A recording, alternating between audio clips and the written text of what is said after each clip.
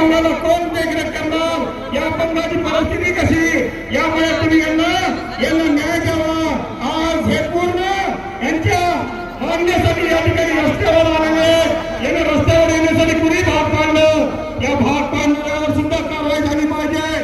काय कारणामध्ये आपले जे 1,500 तरी नेते त्यासाठी कित्येक अर्ज आमचे प्रलंबित आहे. या महाराष्ट्रामध्ये कित्येक कार्यालयामध्ये संजय गांधी योजनेचे कार्य या ठिकाणी किती फॉर्म या ठिकाणी प्रलंबित आहे. आपण तात्काळ सर्व जिल्हाधिकाऱ्यांची बैठक बोलवून तात्काळ प्रलंबित प्रश्न मार्गी लावण्यासाठी प्रयत्न करावा.